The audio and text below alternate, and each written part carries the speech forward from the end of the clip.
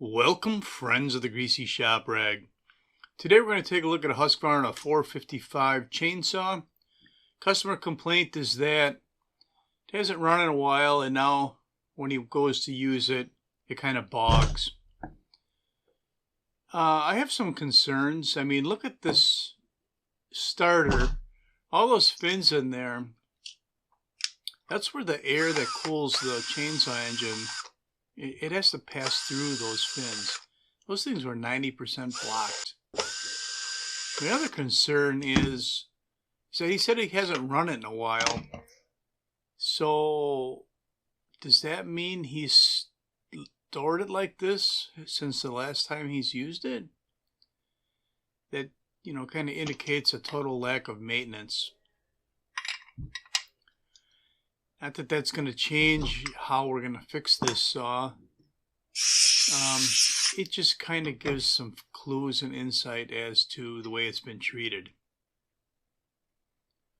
So, because it's just, maybe it did get hot, the first thing I want to do on this one is take a look in the cylinder and make sure that it didn't overheat and maybe end up scored or something like that.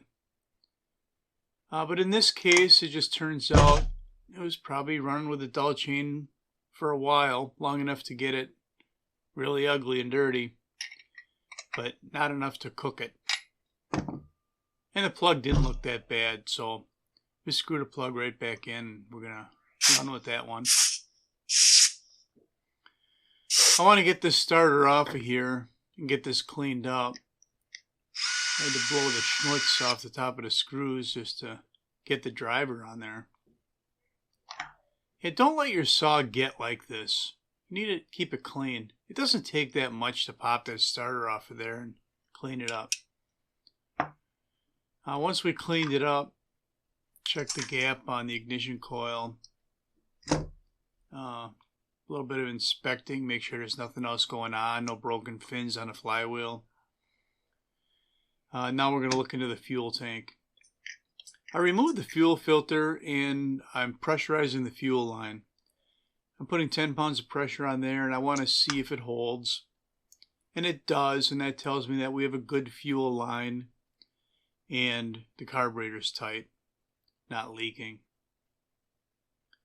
Just because the carburetor's tight doesn't mean everything's good in there. It just means that that's not one extra bad thing going on with it. Now what I'm doing here is I'm screwing the old filter on. I don't know why. I don't know what I was thinking here when I did this repair. I snipped the end of the fuel line to clean it up a little bit. Pushed the old filter on.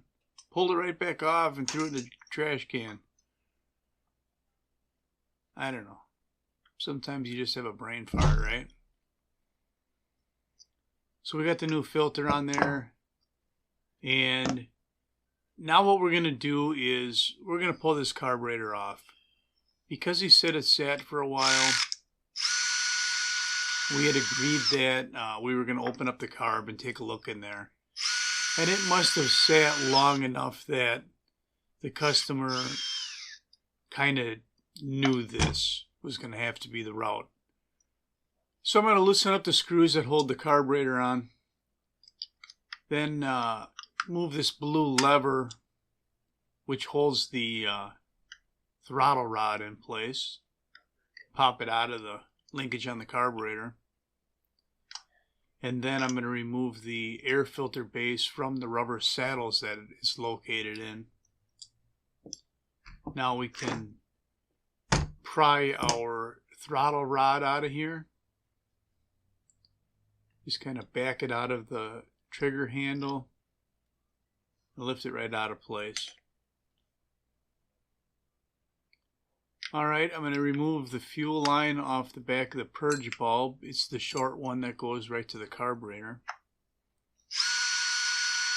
Finish removing some mounting screws.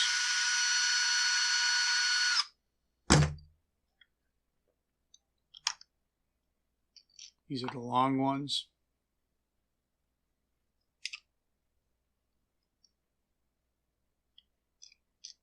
Kind of stubborn.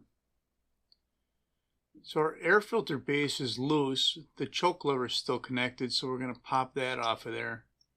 It's just pressed into the linkage. There we go. And I'll just move that whole mess off to the side. Now our fuel line gets pushed off of there.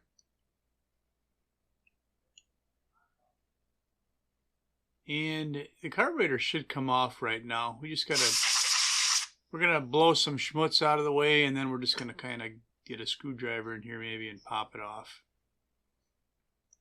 There we go. There we go. We've harvested a carburetor. Quick look inside at the intake side of the piston skirt, making sure that it's not all scored up from dirt ingestion. It looked good.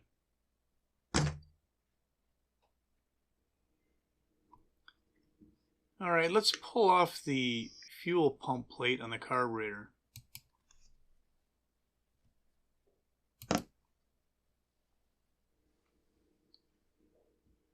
And what do we find? We have our micro screen in there, and it's got some wood in it. Bunch of debris in there. Those wood remnants, I don't know how they got past the filter, but we don't know if the filter that's on there, you know, how long it's been on there, or the history of the saw, actually. I mean, it could have had a fuel line replaced at some time. Who knows? Maybe small wood fibers just accumulate and look like big wood fibers once they've been in that little well where the microscreen is. Either way, those would contribute to a bog. If that screen is blocked and fuel can't flow, you know, then you get a bog. On this side, we've got a metering diaphragm that's stiff enough to kind of sound like a drum when we tap it with a screwdriver. Let's see just how stiff it really is.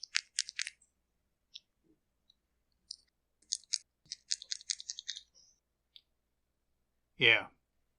Between the wood we found in the microscreen and the stiff metering diaphragm, that would certainly explain his problem. So a stiff metering diaphragm just does not allow movement. And without movement, we can't open and close the metering lever, which opens and closes the needle that allows fuel in. So we're going to run through this and just put the soft parts in here. If I thought, if I saw anything that indicated really old fuel, I would probably pull the high and the low speed jets out and clean those passageways.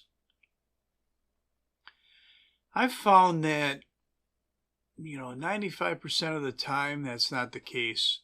Unless you have something that's been sitting for a really long time with fuel in it. I usually don't have to put them in the ultrasonic cleaner or pull the needles and clean those passageways. Now, if you don't like to gamble, then certainly do those steps so you're not pulling the carburetor off a second time and having to do it. Here we're removing the microscreen from the carburetor.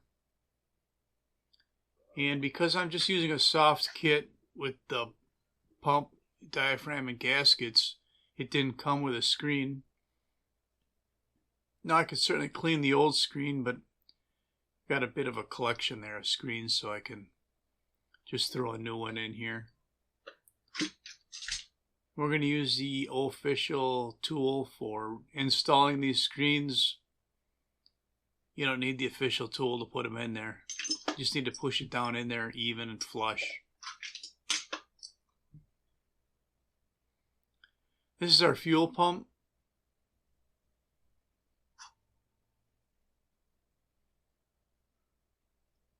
There we go. Looks better that way. and the fuel pump gasket. We'll peel the, yeah, look at that debris that was in there.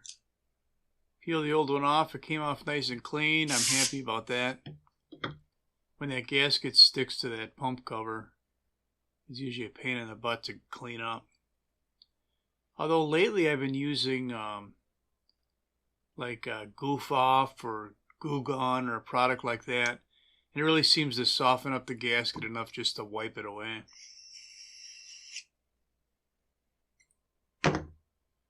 Alright. That's it. That's all we're going to do to this carburetor.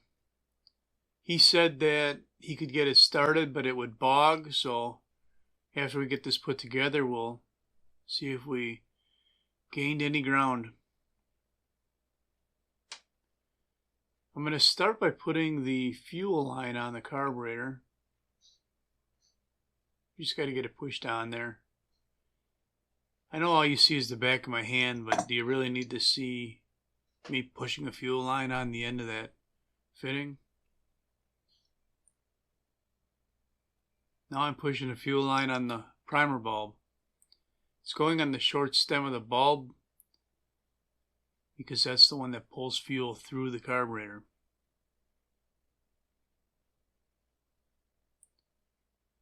We gotta clean up this air filter box a little bit.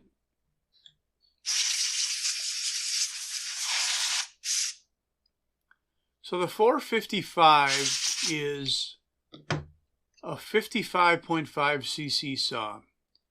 Clamshell design, X-Torque, stratified charge. About 3.5 horsepower.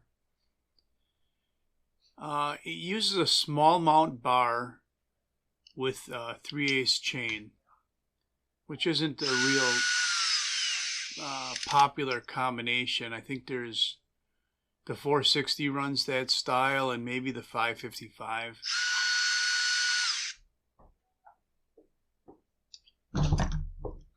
Alright, we've got our air box bolted back on. And we got a couple more screws to go. Here's another long one. This one runs through the carburetor. Get those snugged down.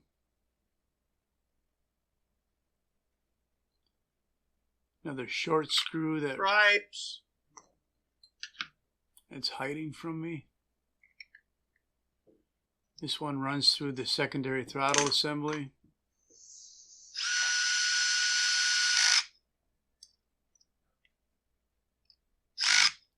Okay, now we're bolted on. We're going to push the air filter base into the rubber saddles.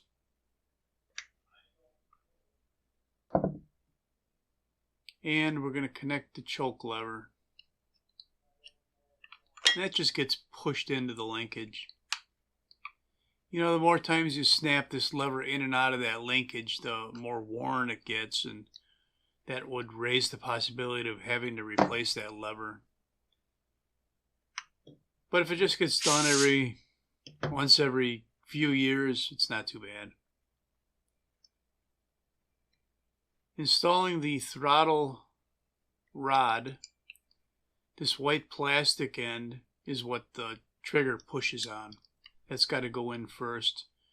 Then there's a bellows, and we want to kind of get that into place. There's a couple of grooves that it sits in.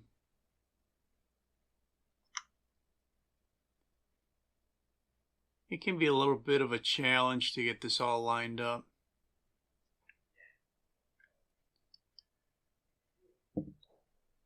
So this is a 4 series saw. If you look at the Husky identification of their models, a 455 being a 4 series would make it a farmer rancher grade saw. 55 would be about the cc of the saw. If it was a 555, it would be a pro grade saw. That's what the first 5 stands for. and the second 55 is close to the cc of the saw. If it was a 120, the 1 would be a residential grade, and the 20, well, when they get down that low, the cc numbers aren't very accurate. I think a 120 is actually a 38 cc saw. But just looking at the model designation kind of gives you an idea. So a 572 is a pro grade saw, about 72 cc's. Let's give this thing a try and see if we gained any ground here. If this thing runs, then that's all I'm going to have for you on the Husqvarna 455 Rancher that had been sitting for a while and just needed some attention in the carburetor. Thanks for watching. Later.